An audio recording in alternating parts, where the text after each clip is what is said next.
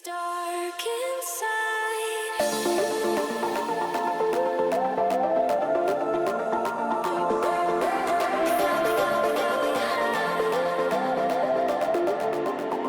Moi! Mitä kuuluu? Pitkästä aikaa täällä taas. Mikä Annaakin hymyilyttää. No hirveästi. Mua naurattaa toi sun introduction tossa. No mut hei, me ollaan reippaita ja iloisia. Joo. Tänään on tosiaan tallironausta. Vähästä aikaa, no mönkijöiden parissa. Joo, meillä on vähän ollut rästihommia. Ei ole motivaatio kadonnut yhtään mihinkään niin kuin somen osalta. Mut tehty noita rästihommia, että tuollakin paraa aikaa pötköttelee tuolla lattialla sprinteri, vanha Eberi, mikä oksensi tosta tavarat pihalle. Niin laitettiin siihen webastoon ja vähän lamppuja lisäpitkää Mercedekseen. Ja sit Annalle laitettiin uusi vinssi tässä välipäivinä. Joo, on uusi synttärilahjaksi Juhalta saatu vinssi. Joo, Varnin toi VRX 35S. Ihan loistava tuote, mutta pikimmittä puhetta. Meillähän on täällä kasaosia, mitä pitäisi laittaa tänään sitten. Et meillä Povera TV Janskulta tuli meille tukivarret. Ja siellä varmaan joku ihmettelee, että minkä takia mä vaihdan tukivarret, kun mullahan oli nämä Super ATVn tukivarret, mutta näissä kävi ilmi se hirveä meteli, että nämä ei ole XMR yhteen sopivat. Täällä hankas toi sisempi vetarin nivel tohon koko aika, niin tuhos. Tämä oli ja Niin, aina ulosjoustossa pääsi tuohon hipsuttamaan. tuhos suojakumeen niinku leipää. Taas vaihteeksi. Kumit paskana, klemmarit rikki. Tietää mitä tekee taas. Niin jos joku tarvii, niin täällä on 13-18, niin ei XMR tukivarret, kaperunko se eteen tukivarret on halvat, 300 saa tulla hakemaan. Mutta joo, sen takia nämä vaihtuu. Jansku kertoo, että se silloin tämmöistä mallistossa. Niin testataan nyt ja katsotaan vähän, että miten tää kulma vaikuttaa sitten tai millainen se on versus tuo vakio. Että paljon siinä tulee eihän tää korota tai siirrä niinku pyörän kulmaa mihinkään, mutta tää on tukivarren kohdalta niin huomattavasti korkeammalla kuin mitä tuo vakio. Ja sitten meillä on nämä moottoritukikumit. Nämäkin Povera ATVltä. Siellä on noin askin päähän, sitten eteen alas ja sitten eteen ylös. Polyuretaani, itse valetut. Ja näitäkin tosiaan saa sieltä Povera ATVltä. Pitäisi olla aika vimpan päälle. Jäykistyy moottori paikallensa. Sitten käytiin tänään pyörähtään tuolla Hyvinkään konetalo Arttu ATVlla. Niin haettiin tuohon meikäläisen koneeseen startisolenoidi. Voitais sitä tossa vähän katsoa läpi muutenkin, että mulla on siellä pari kuukautta vanha tarvikesolenoidi, että miten sen vikadiagnoosi tehdään, jos se rikkoutuu, ettei turhaa vaiha vaikka starttiin. Viisaammat ehkä tietää ja ehkä huomaa. Täällä on tallissa 2 kannamia. Ei ole yhtäkään CF-motoa vielä, ei kun enää. Ne kävi kaupaksi. Joo. Siellä on Big Porella uusi onnellinen omistaja ja myös 625 onnellinen uusi omistaja. Joo, nyt ei ole kuin nää 2 enää. Sitten on hetki aikaa, kun meillä on viimeksi 2 mönkiä ollut pelkästään tallissa. Nyt käy varmaan silleen, että jompi kumpi näistä hajoaa. Ei todellakaan. Kuka hajottaa? Ei. Ei pidä paikkaansa. Mut joo, lähdetään duunaan. Juha lähtee tosiaan vaihtaa tukivarsia Ja solenoidi. ja solenoidi. Näytetään vähän miten se diagnosoidaan. Ja mä lähden sitten räveltää näitä kannakekumeja tähän mun vehkeeseen. Joo. Se on päivän agenda. Katsotaan riittääkö tää ilta vai meneekö sitten huomisen puolelle tää homma. Koitetaan olla tehokkaita. Tai sitten se menee ihan ryypiskelyn puolelle. Niin. Lähdetään touhuun. No niin, nythän meillä on täällä tää räjäytettynä ja valmiiksi, kun mä tässä tätä diagnoosia jo itse suoritin, mutta halusin näyttää, miten tää onnistuu. Täällä on siis tää startin solinoidi sijaitsee täällä, voidaan kohta katsoa vähän tarkemmin missä kohtaa se on, mutta täällä on niinku kaksi napaa, mistä toi virta kulkee läpi. No herätteelle tulee starttaa tuolta napilta sitten erikseen. Ja noi pitäisi yhdistyä sitten, että se menee tonne starttimoottorille. Niin nythän meillä on tässä sinänsä ihanteellinen tilanne, että tää mukamas toimii. En tiedä kuuluuko hirveän hyvin kameralle, mutta naksuu. Mut se ei yhdistä.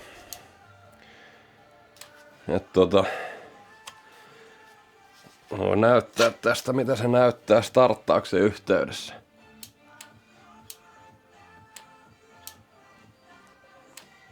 Ei mitään.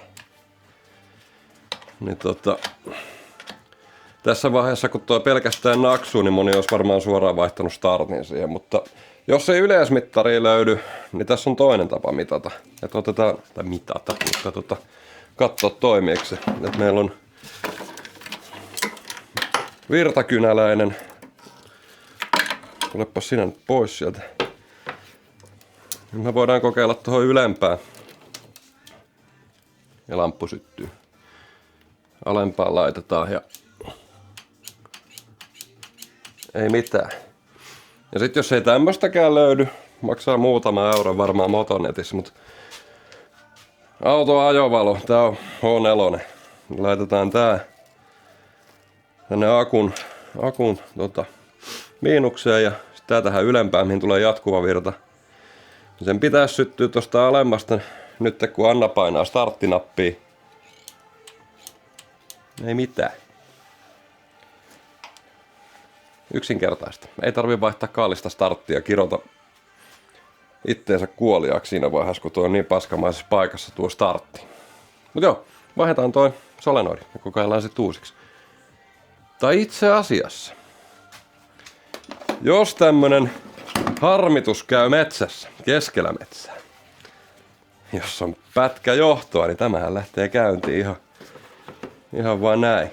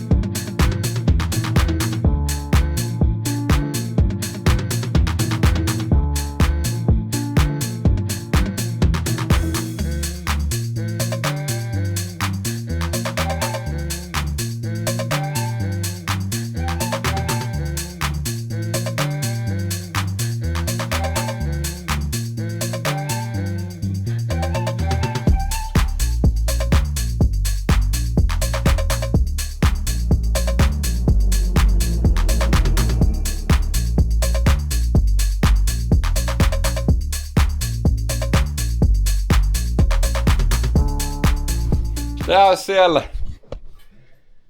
Hököllä ei ole kasattu enempää. Kokeillaan ennen kuin kasataan sen enempää. Kuin palmun alta.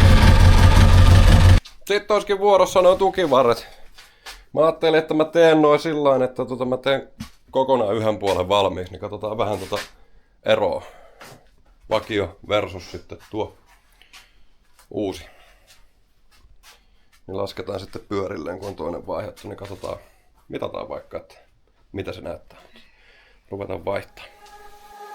Why do you do this when in a moment couldn't see your behavior was toxic for me?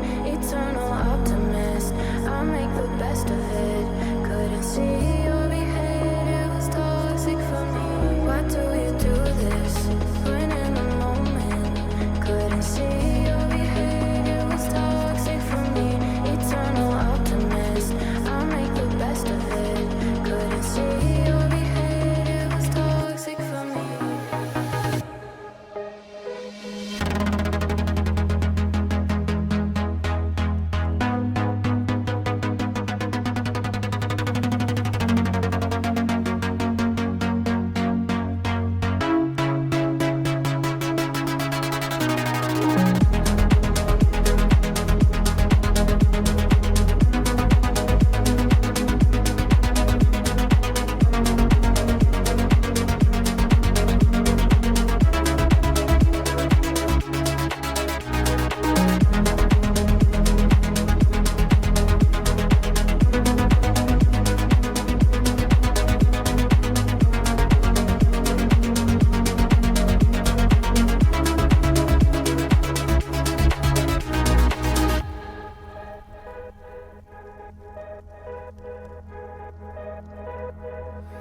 Nyt on tuo ensimmäinen vaihdettuna. Ja aikamoinen ero. Mutta mitataan nyt vielä tosta vaikka puolivälistä. Toi vähän valehtelee, kun siinä on toi muovipärä kiinni, mutta tää on noin 34 senttiä about keskeltä. Ish. Niin tää on sitten 37,5. Se on siinä aika huomattava ero. No, vaihdetaan vielä tuo toinen puoli. Eka puoli vaihdettu, enkä piinaa teitä enempää sillä, että katsottaisiin tuo toinen puoli. Joo, mutta pidetään tähän väliin pieni mainoskatko. Eli tosiaan moni on varmaan huomannut tuolta meidän somesta, että me ollaan saatu ensimmäinen yhteistyö. Eli RJVC Power Sportsilta saa meidän koodilla doku-ATV 15% alennusta. Mm-hmm. Ja linkki sinne löytyy kuvauksesta. Joo, eli osoitehan on rjvcpowersports.com tarkemmin. Niin sieltä löytyy kaikkea äänenvaimenninta ja siihen tarvikkeita, huolto-osia, asennusosia ynnä muuta. Niin käykää kattoo. Koodi doku-ATV 15% alennusta ja tuette meidän toimintaa, jos tilaatte sieltä jotakin. Saa pörisevät mönkijät sieltä. Joo. Mut lähdetään kattoo sitten mun remonttia tähän väliin.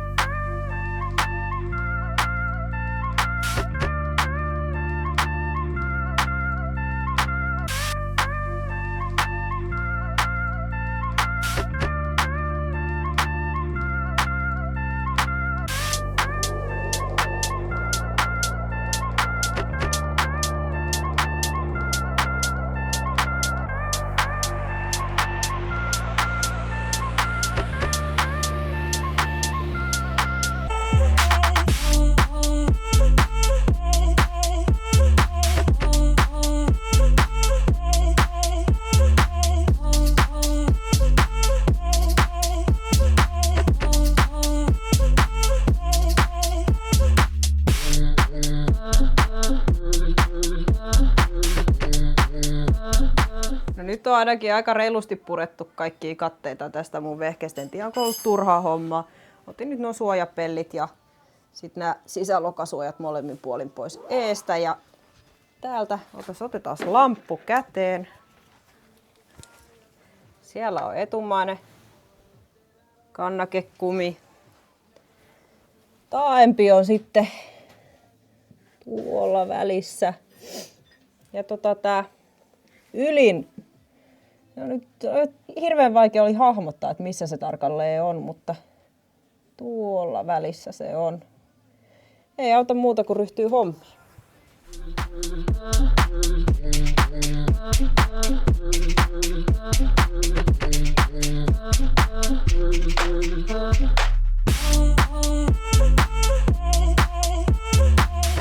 No niin, nythän meillä olisi takapusla tuolla näkyvissä. Kaikki pultit on läpipultteja ja mutterit vastapuolella, mikä tarkoittaa sitä, että täältä joutuu kallistuksen vakaja irrottamaan, että pääsi tonne väliin jollakin pitelee mutteria vastaan. Ja joo, ei ollut mitään nautintoa tää homma.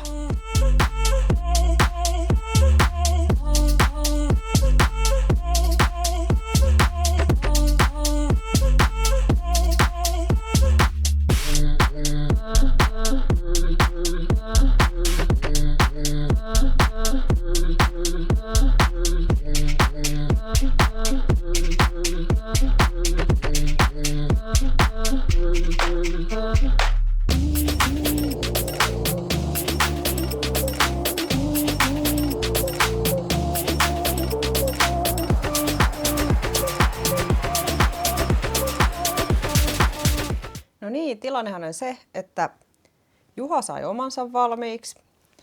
Ja mulla on täältä nyt takapusla vaihdettu. Ylempi pusla on irti. Ja etumainen pusla, sen sai kaivettua tuolta oikealta puolelta edestä välistä. Siitä lähti yksi korvake irti. Mutta toi toinen puoli, niin siinä runko on ikävästi tommonen se korvake on kiinni tuossa rungossa, eli täältä ei pysty keplottelemaan tältä puolella sitä puslan puolikasta irti, joka tarkoittaa sitä, että tuolta joutuu tuon etukardaanin ottamaan irti, jotta saa konetta kammettua sen verran ylös, että saisi tuon toisen puslan puolikkaan tuolta välistä pois. Katsotaan, jos Juha tulisi vähän jeesaa, niin saataisiin 2 pekkaa taisteltua toi puslan puolikas tuolta pois. Tää on tosiaan nyt irti tämä yläkannake. Vähän ehkä helpottaa ja takakannakekin on irti nyt vielä toistaiseksi. Niin vähän ehkä helpottaa tätä, että saa tätä moottoria sitten nosteltua täältä. Saa nähdä millainen jumppa on. Joo, joutuuhan täältä irrottaa vielä. No yritetään nyt, jos riittäisi, että irrottaa ton kaasuläpän tosta, että tulisiko sitten vähän tilaa tuohon ylöspäin, kun moottoriin nostaa. Tosta vähän putsasin pahimmat skeidat, ettei sitten tippuisi tonne moottoriin menevää skeidaa. Katsotaan, jos se riittäisi.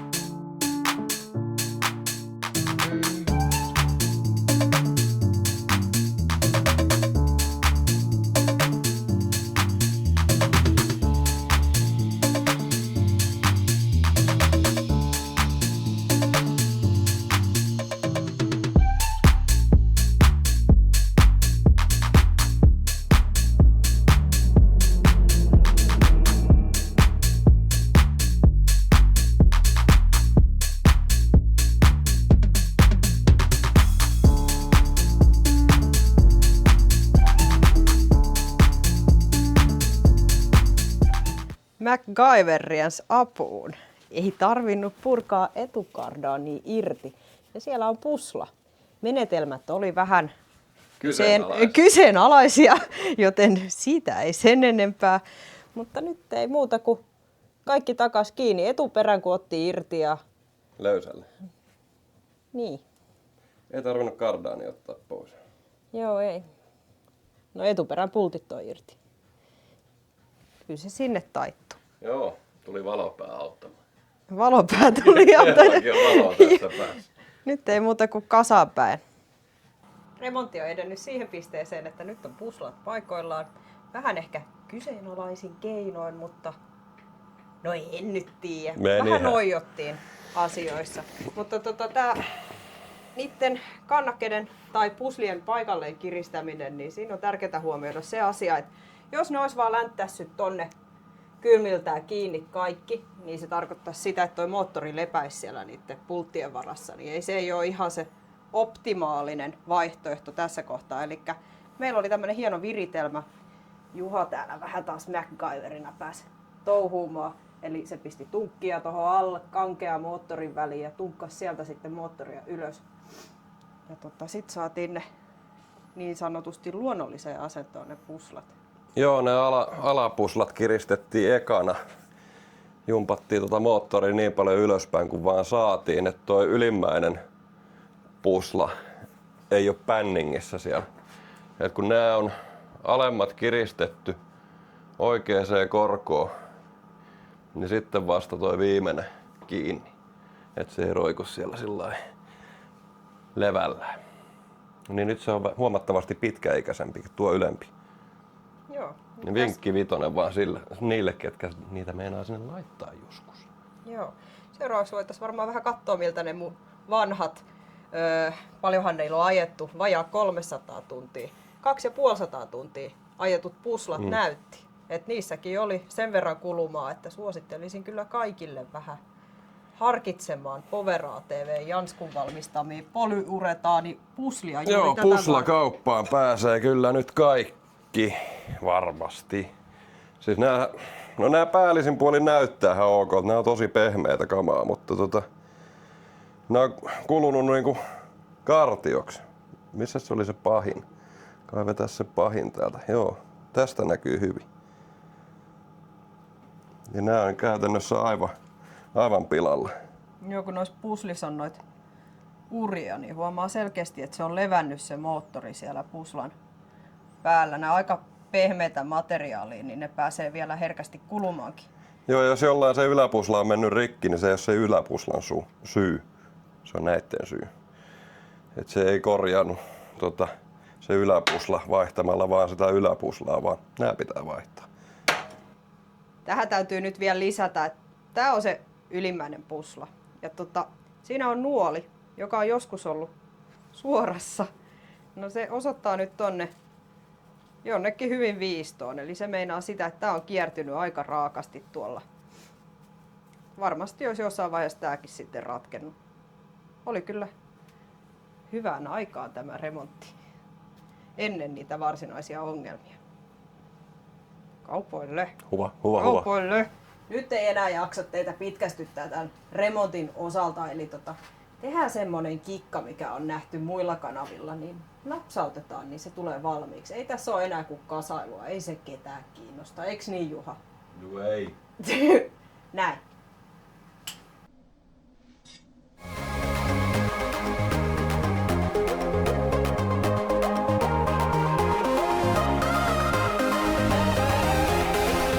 Remontit on nyt tehty ja nyt ollaan tultu Lasselle vähän testailemaan, että montako pulttia tippuu matkan varrelle ja pysyykö osat kiinni. Mitäpä veikkaat?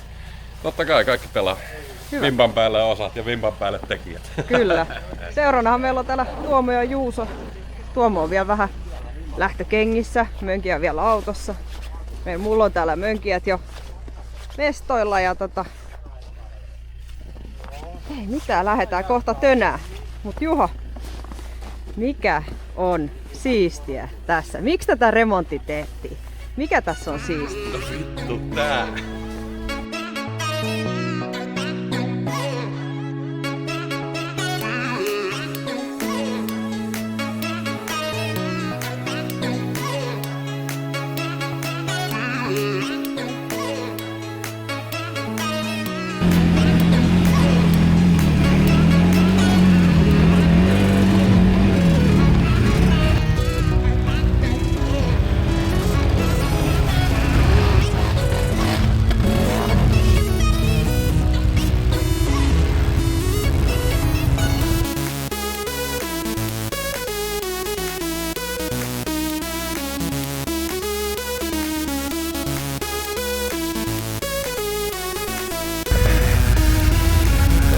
Damage.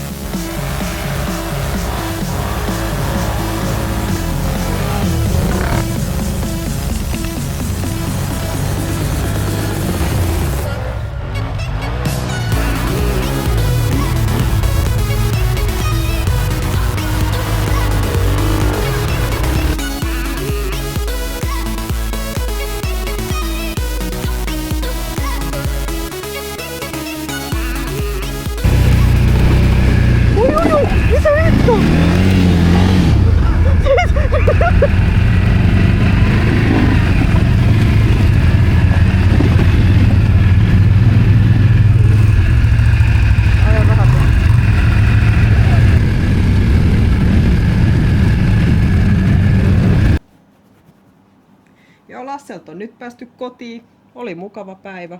Siellä oli tosiaan semmoista, pakkasta on ollut pitkää, niin ei me osattu odottaa, että siellä on niinku sen jään alla pehmeätä vielä. Et paikotellen se jää petti alta, niin kuin tuosta viimeisimmästä klipistä huomasi. Mönkiä vajosi sit sinne pehmeeseen. Ja kyllä siellä revittiin kaikkea vuoron perään irti. Myös Juha. Minua myös. Niin. Ja hei, sitten siellä varmaan tarkkaavaisimmat ehkä huomasi tosta videolta, että näitä ei mun mönkiä vielä ole laitettu. Ja siihen on syynsä. Sen saatte ehkä tietää seuraavassa jaksossa. Joo, jätetään Miksi? tähän pikku cliffhangeri. Pistetään kuva loppuun, että mihin se liittyy. Voitte arvailla. Näkee sitten seuraavassa videossa, mikä on homman nimi. Joo, paskatkaa tonne kommentteihin, että mitä oletatte tulevasta. Hei.